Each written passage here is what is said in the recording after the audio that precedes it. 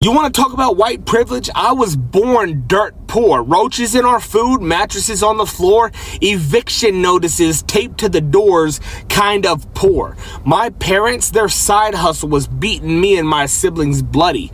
I missed more meals than I can count. When we did eat, it was ramen, canned foods, or whatever we could steal from the gas station. There were 8 of us kids. Don't come at me like I grew up in some quiet backwoods town either.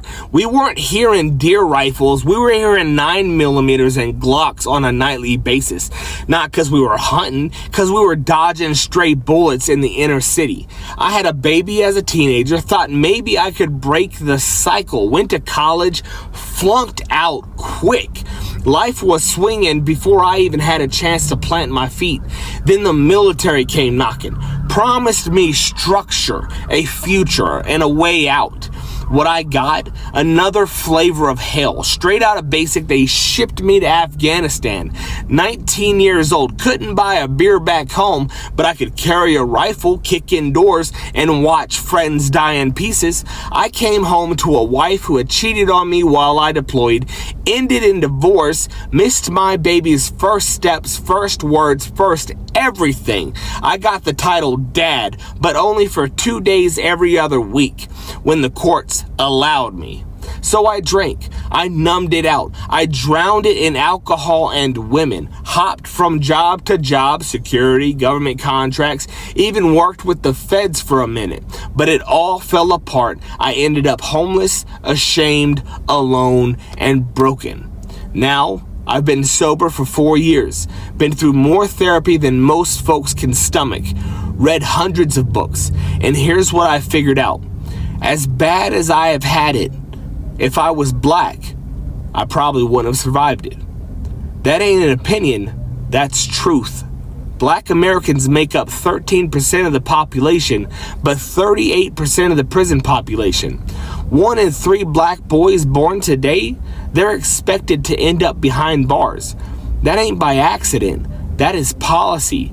That's centuries of systemic racism passed off as justice. The 13th Amendment did not abolish slavery, it rebranded it. It says slavery is legal as punishment for a crime. That's why we got corporations making billions off of prison labor while folks inside earn cents an hour if they're lucky. That clause was written to target black Americans, and it's still doing exactly that. Now I run an organization called West Virginia Fights Back. We feed people, we take care of people. No strings, no red tape, no begging for scraps. We take care of our own because the government won't. My dream? A Fights Back chapter in every damn state. Abolish the prison industrial complex. Burn the cage down. Build something real in its place. Fred Hampton said, you can jail a revolutionary, but you cannot jail the revolution. This is not about shame. This is about responsibility. If you've had the privilege of not being targeted by the system, you've got the... In America, there is a misconception about who is on welfare. Now, let me just say this. There is no one program in the United States that constitutes welfare. There are many social programs in the United States that are part of what the United States calls the social safety net, which is really not much of a safety net at all when you consider the meager benefits that people receive. So what I've decided to do is look quickly at the statistics from the last census. Now, this holds true going back, but actually in the last 20 years, it has increased. The number of people receiving public benefits of some sort or another has increased amongst one particular demographic, and that is amongst white people. 20 years ago, 61% of all the people receiving public benefits of some kind in the United States were white people. Today, or as of 2022, or as the last census, 76.2% of all the people receiving some form of public benefit were white people. And the rest were people of color, 13, people of Asian extraction, 6%, give or take, and people of Hispanic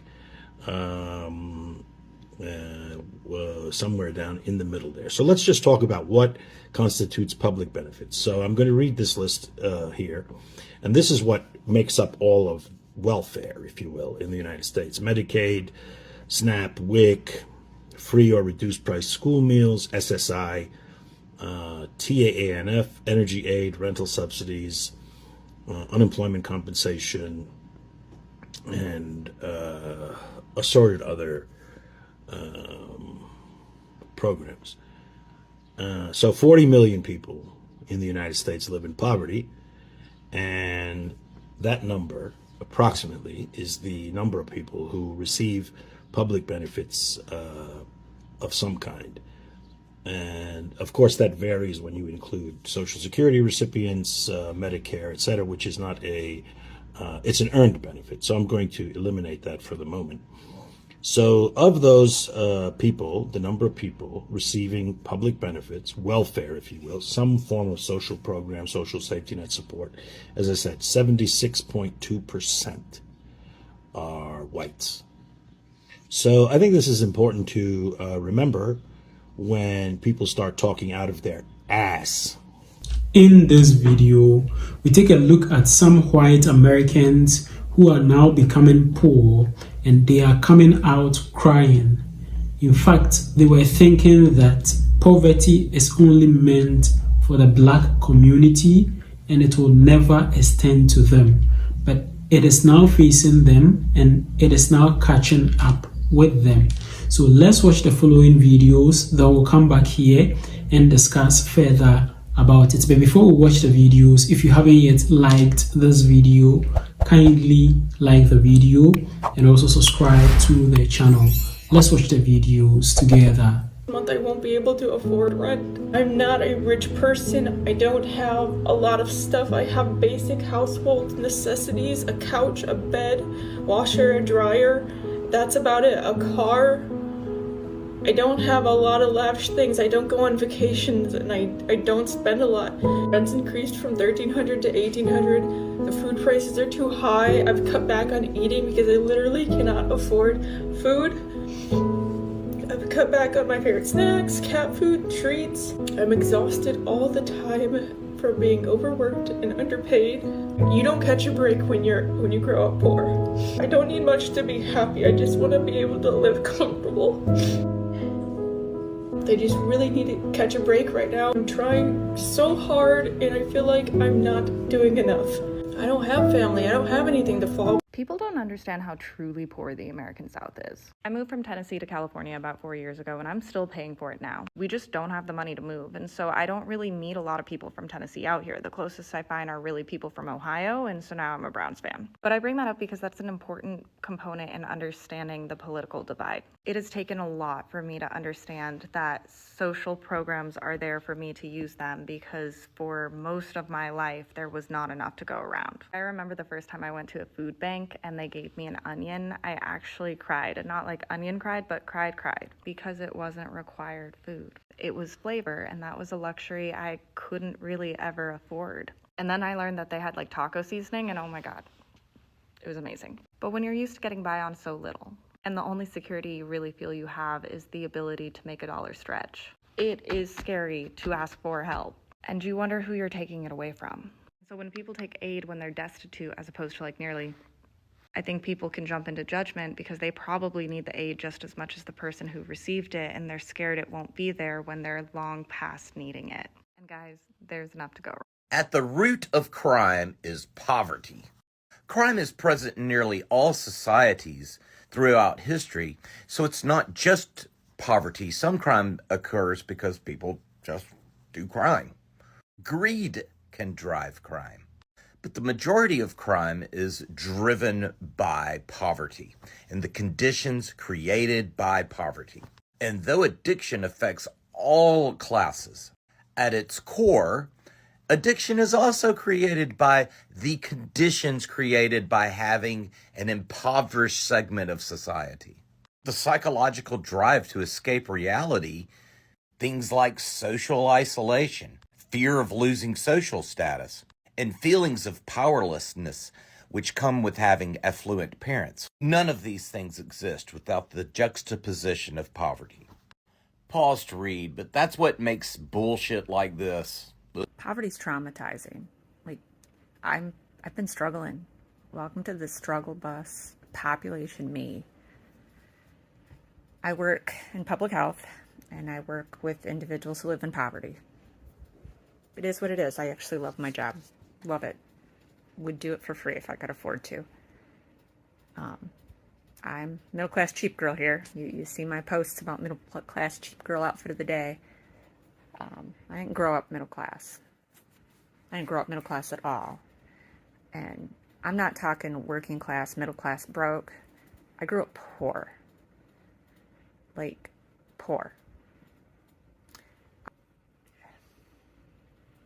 Poverty is horrible.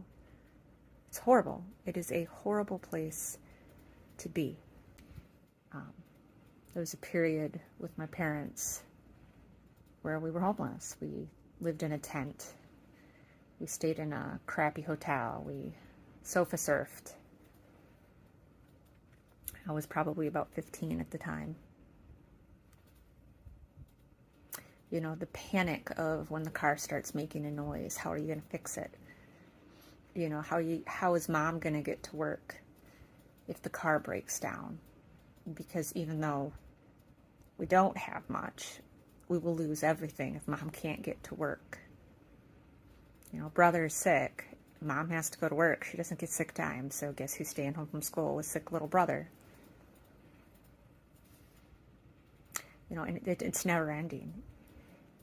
It's like there's no escape. You know, you'll take 2 steps forward just to have 3 things hit you in the face. You know, you'll save a little bit money to have whatever breaks cost 4 times of the amount of money you were able to save. And you have nothing. You have nothing. You have shoes falling off your feet.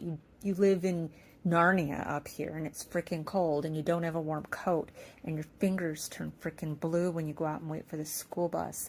And then you go to school, and the kids make fun of you because you smell bad, because you don't have running water, and you're hungry because there's no food at home. And you're worried about your brother who is at home because he's not school-aged yet. And you worry about your mom because your mom's with an individual who's mean to her.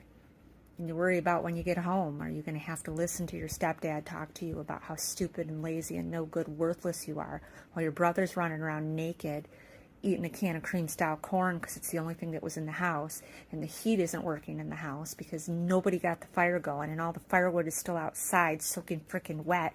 So when you do climb it in with your no gloves and your no boots and your shoes that are falling off and your coat that isn't warm enough, you can't get the frickin' fire started because the wood's still frickin' wet. So you have an electric stove that you turn it on to heat with, and it doesn't really warm things. Then you finally, at the end of the day, climb into bed, and you feel something weird under you, and you look down, and there's a frickin' mouse in the bed, because the mouse is just trying to stay warm too, so it climbed under the covers. And it's every day. Every day. There's no end. It's over and over and over, and there's no end. And it's like you're on a hamster, just running on a frickin' hamster wheel, and there's never going to be anything different, and there's never going to be any change. And that is poverty. That's poverty. And I'm very thankful to be a broke middle class girl right now. You know, the groceries are pissing me off, but we have food in our belly. Tonight, made a zucchini chicken mushroom dish over rice, homemade Chinese food. I'm sad because I'm craving, like, takeout Chinese food. But we have money to make homemade Chinese food and skills to make homemade Chinese food. But just being in that conference just rips off the scab that is still there of poverty. The traumatizing scab of poverty. And I know most of the people I grew up with are still there. So I feel guilty, too, for leaving poverty. I feel so blessed that I had the chance to go to college and marry somebody who took care of us, who was a partner in life. But so many people I went to high school with never left it.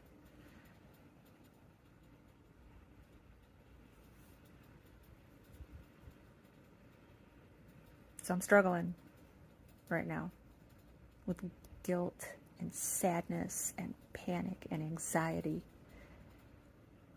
from American poverty. There is no fucking American dream. Because the American dream is dead. The average home in the United States costs $418,000. Do you know anyone making that much money? Do you know anyone? Do you know anyone that started a business that's not drop shipping or like some sort of AI gig economy? Like, do you know anyone that owns a store? Name 2 people. Do you know anyone that our age that owns a house that did not get help from their parents? Like, there's no jobs. All the listings are fake. Jobs don't even offer healthcare. So then you're on Medicaid, you get kicked off because of the big beautiful bill that just got passed. The American dream is dead. And then they tell you you're not working hard enough. Like, make it make sense to me. So props to this creator for just verbalizing that, because I empathize 100%. You're not doing enough. America's not doing enough for you. Poverty in the United States is a choice. Let me explain. When you try to explain to people like the level of poverty in places outside the US, places like my home country, Cuba, Somalia, tons of places in Africa, they'll often respond and say, well, we have poverty in the United States too, which is nowhere near the level of poverty in the places I just mentioned, but I digress. And yes, we do have poverty here in the United States, but let me explain the difference. I'll use my home country, for example. It doesn't matter how much you apply yourself. It doesn't matter what you become. It doesn't matter if you study medicine and become a doctor. You will still be paid an unlivable wage. There are no opportunities no matter how hard you try. It doesn't matter what you do or who you become. You will always be poor. You were born destined to be poor for the rest of your life. Meanwhile, in this country, a lot of it is in our hands. It is up to us what we become and how far we get in life. And yes, there are a million exceptions, excuses, and genuine reasons for why people find themselves in poverty, caught in a cycle. Life is hard. It's not easy to make money. I get it. But you don't have to be dirt poor. You really don't. You don't have to struggle that badly. You can make it to a place where you and your family are okay. I'm not saying everybody can be Bill Gates, of course, but you do not have to be dirt poor. The choices you make can get you out of that situation in this country. And I know what you're gonna say. It's not true. People work so hard and they still can't make it and blah, blah, blah, and you don't know, and etc. If you are in a situation where you are dirt poor and you find yourself having leisure time, watching TV, scrolling, hanging out, you cannot say that you have done everything you can to get out of that situation. There is always more that we can do. We can always try harder. And I can guarantee that if you try real hard, you can get yourself out of almost any situation in this great country. And that is why I say extreme poverty is a choice. Is anyone else completely sick and tired of living in America where you're expected to work your entire life? Like, we are not here to work. Our jobs are not our lives. Our jobs are not our purpose. Like, everyone asks me, like, what's your job? What are you doing with your life? Like, I'm just trying to save enough and get passive income so I can go travel the world and start my life. Like, everyone thinks their purpose is to work. Like, you get done with high school, then you go to college for 4 years, then you're $30,000 in debt, and then you're trying to find a job just so you can pay off that debt over the next 3 years. And then what? Then you're making enough money just to pay your mortgage and afford groceries and then pay for kids. And then before you know it, you're 60 and you're retiring and your body hurts because of your job and you didn't do anything that you wanted to do. And that's our life. That's what you're expected to do. And if you break out of that, then people are going to judge you and think you're weird or you're crazy or you're a hippie. I'm so sick of it. America needs to make a change. Something needs to change because people are not happy here. People are not living their dreams. People are not living their life. They are working. They think that their work is their life. It is not that way. What's a scam that's become so normalized that we don't even realize it's a scam anymore? The American dream. You get up at 5 in the morning, rush to be out of the house at 5:30. Try to make it to work at 6. You work a 12-hour shift. In those 12 hours, you take crap from your managers and coworkers. You eat at whatever time they say that you can eat for the amount of time that you can eat. You have sick days, but if you use them, it's frowned upon. So if you want to aspire to be anything within the company, try not to use them. Then you work until you're 62 years old. You pay bills until you die, and you're expected to be grateful. Forgive me, but that it doesn't make any sense. And don't get me wrong, I'm grateful that I can go out to work to provide for my house. In fact, the Bible says that he who does not work should also not eat. So I'm in favor of hard work. What I'm not in favor of, though, is abuse. People putting their jobs in factories before their own health. When they don't need you anymore, you're gone. But if you want to leave, you better put in those 2 weeks. So yeah, it's a scam. So I don't know if anyone has noticed yet, but America is getting super expensive to live in.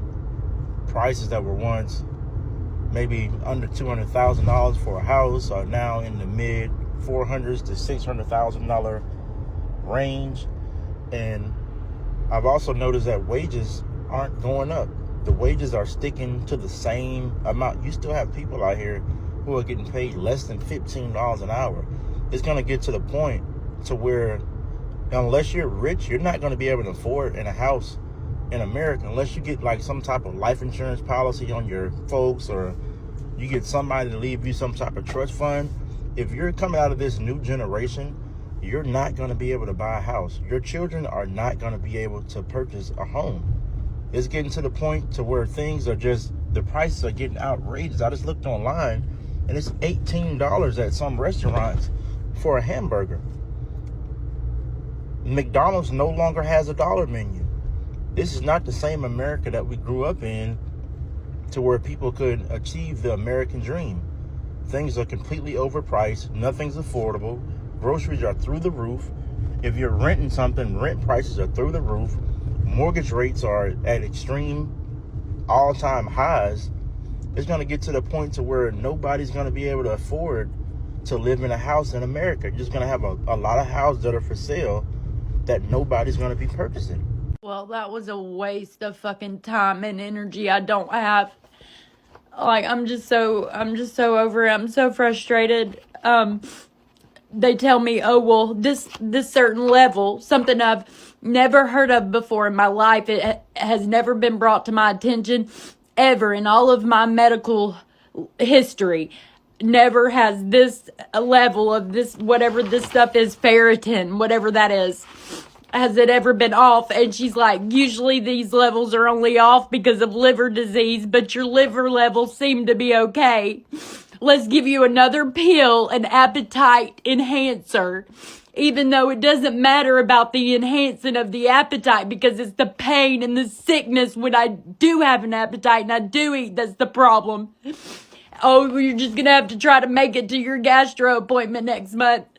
Well, if my heart gives out, my heart gives out. Like, they don't care. Our system is so fucked that they don't care. I literally said, please give me a feeding tube, like anything. I'm just so over it. I am so over it. I won't give up. I won't quit fighting, but I've been fighting so long, it's exhausting. Like, they just let you die. They just let you die. Welcome back. So in this video, we took a look at some white Americans who are becoming poor nowadays, and they come out crying in order for us to get to know that they are going through very difficult times. In fact, they were thinking that poverty is only for some selected group of people, but this poverty is not for them. But time is now catching up with them, and they are now realizing that things are becoming difficult in this economy nowadays. Now, welfare schemes were initiated in order to help people who are economically marginalized. And if we look at the social welfare schemes of the United States of America, including but not limited to Medicaid, Medicare, SSI, food stamps, and all the other social intervention policies that you can think of. Now, a certain demography of people is now increasing on these welfare policies in the United States. and these are the white people. The percentage of white people who depend on these policies are increasing year in, year out. Now, it used to stand at a percentage of around 61%, but it has increased now to 76% of people who benefit from all these social intervention policies are white people. So this should tell you that some white people who were not facing difficulties or economic hardship and challenges or poverty in the past are now facing economic challenges or poverty now, and things are becoming quite difficult. As you saw in the video, there are some white people who were crying out for help because poverty was now catching up with them. On the issue of DEI, that is diversity, equity, and inclusion, a lot of people thought that black people were the demography of people who were heavily dependent on the DEI policy. But it later showed that black people were not as dependent on the DEI as compared to other demographies of people. In fact, the largest benefactor of the diversity, equity, inclusion policy were white women. White women who were employed in various jobs were as a result of this DEI policy. So when this policy was scrapped off, people were thinking that it was a black community who were going to be heavily hit. Meanwhile, it never happened so. A lot of white women lost their jobs, and after they had lost their jobs, that was when they came out to share their experience that they never knew or thought that they were the DEI hire in that particular job. So they were thinking it was other people who were DEI hires in their job. Meanwhile, white women were the DEI hires in majority of the jobs that had to lay off its people as a result of the DEI policy being scrapped off by this administration. It looks like economically things are becoming difficult for a lot of people and households in the United States of America, and white people are now really facing hardship or economic difficulties in large numbers nowadays. Now, one woman stated in that some white people vote for punishment and not for policy. If they will vote so that certain policies will affect some minority group of people, they are interested in such policies. So they will go for such policies which will not bring any kind of benefit to them directly, but in turn affect other group of demographics living in the United States of America. So if you have this kind of thinking, you think this way, you act this way, you select leaders in order to punish other demographics of people, and later on it turns out and backfires and you are the one being at the knife's edge, who do you expect to be sorry for you? Who do you expect to have any form of sympathy for you? No one is going to do that, because what you were expecting to befall other people is exactly the same thing that is befalling you. So no one is going to even feel pity for you. There are a lot of these poor white people who think that it should rather be the black people who are poor. So they think that it is normal if a black American is poor. But if a white American is poor, they don't see it to be normal. Let me know what you think about all these in the comment section below. Share your general thoughts and opinions about this in the comment section below. And don't forget to share this video with your friends and your family on other social media platforms, including WhatsApp, Facebook, Instagram, X, TikTok, and other social media platforms. Also, don't forget to subscribe to the channel just look at the subscribe button down here, click on the subscribe button, click also on the notification bell, and I'd like to see you again in my next video.